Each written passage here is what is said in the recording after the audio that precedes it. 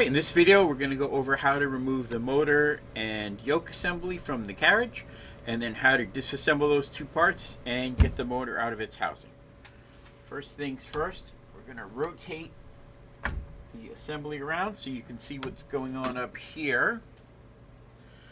We're going to pop this cover off with that screwdriver. Inside there you'll see there's a lock nut. We're going to take that off. That's a 3/4 inch ratchet on there. And there is also a washer in there. Now, something you want to be aware of, this is a nylon insert lock nut, which means that little piece of plastic in there binds into those threads and keeps the nut in place. And the more often you take this off and on, that's going to wear out and not work as well after a while, so you want to replace that, and I have actually purchased myself a nice new one. The engineer in me says that you probably should replace that nut every time you take it off. The mechanic in me says that's probably not necessary. And now this whole unit just slides right off that shaft. Easy as you please. Alright, in here you can see this threaded post. This is all part of the bevel lock assembly. That's in my other video. There's the bevel lock pin that goes in the detents on that. And we can swing this all the way around. And there's the front of the bevel lock assembly. There's a couple screws in back that'll pop this cover right off, and you can get into that. Alright, from the back side here you can see we've got these two screws. We're going to take these out.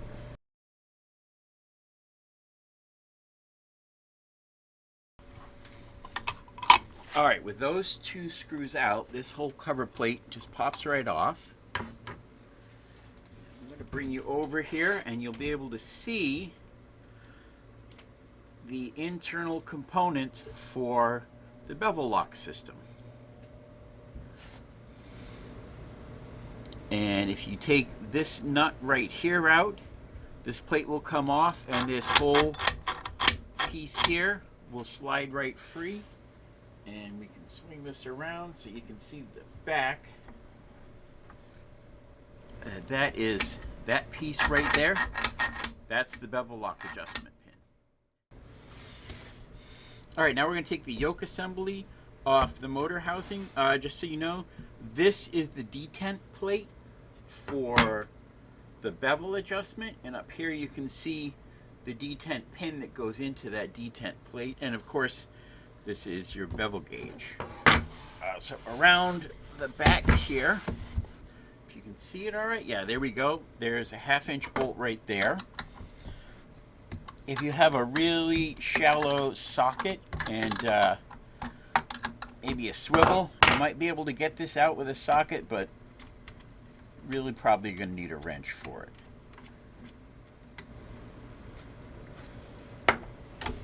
And then around the front of the yoke assembly, we've got two more, same size here. So the wrenches you need for this are a 1/2 inch wrench and a 3/4 inch socket. And a flathead screwdriver and a Phillips head screwdriver. And I believe, oh, you're probably also going to want some needle nose pliers. We'll get to that. As far as I can tell, all these three bolts are the same size, so there shouldn't be any problems with mixing them up. And the yoke just comes right off the top. If for whatever reason you want to remove the detent ring, there are Allen screws around the back here to take that off. Now we're going to take the housing off. We've got one screw right here. It takes this cover off. And underneath this cover, we've got the capacitor right here. Now, you do want to be careful with capacitors because they store electricity. They will give you a bit of a bite. So it's best to use insulated needle nose pliers to disconnect the capacitor. And then you can shunt these terminals with a screwdriver, and that will discharge any electricity that's in the capacitor, so it'll be safer to handle. Alright, now at the bottom of the casing, you see we've got these two screws. We're going to take those off. Once again, these screws are driven into plastic, so you want to be careful when you go put them back on. They just need to be hand tightened. You don't want to impact wrench these things on. You'll shred the threads inside the plastic casing, and it'll be next to impossible to get those back on properly. Oops.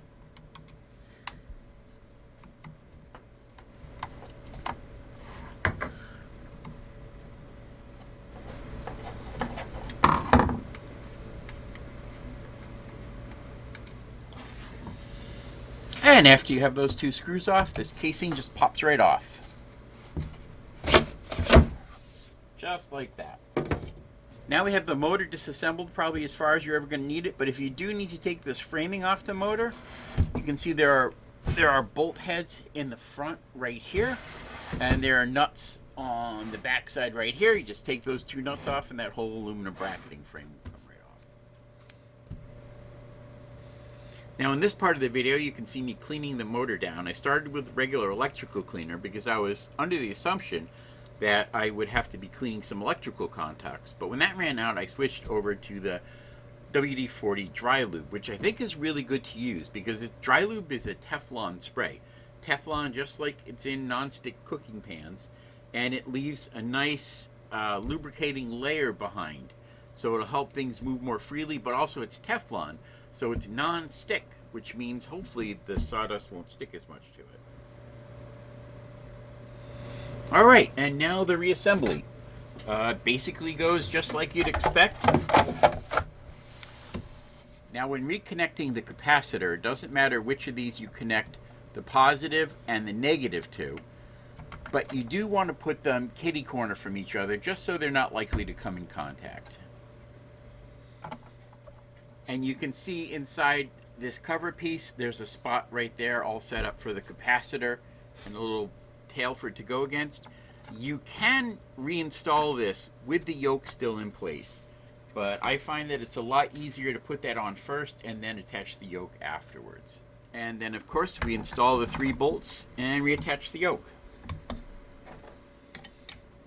Before you put the motor and yoke assembly back onto the housing, you want to pay attention. Sometimes this little gauge falls out. It just fits right in underneath here. And that is adjustable right and left so you can zero out your guide. Now, something to be mindful of when you're tightening down this screw, this controls the tension on the bevel movement. So you want to adjust it so it's tight enough but not too tight.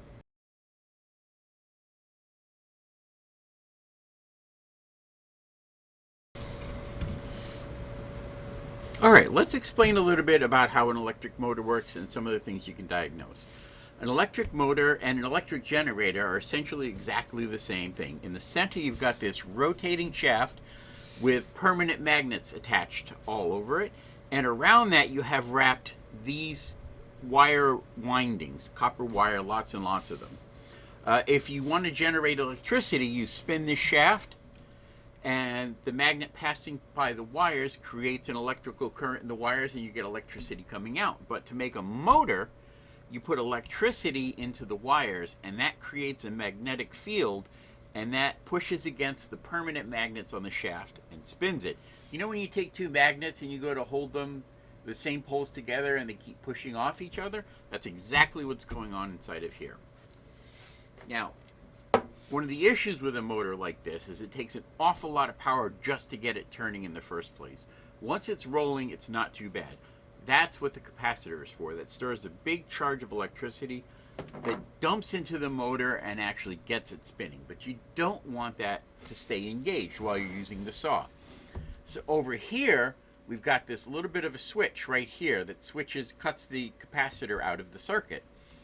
And on the stand thing here, you can see we've got these 2 little weights basically that will spin outwards. The centrifugal force of this spinning throws these outwards.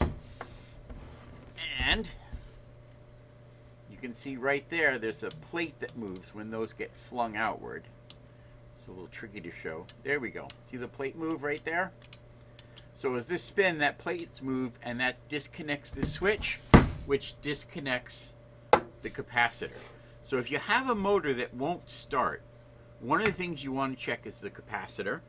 You need a voltmeter or a multi-tool to do that, a multimeter. Lilu Dallas Multipass. I don't have one that can check these, but you can buy them easily enough.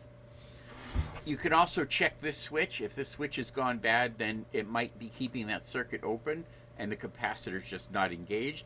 It's possible these fins could be stuck outward, keeping the switch open. And I don't know where it is on this motor, but there's also a thermal switch that you can look at. Other than that, there's not really much to go wrong inside of these things.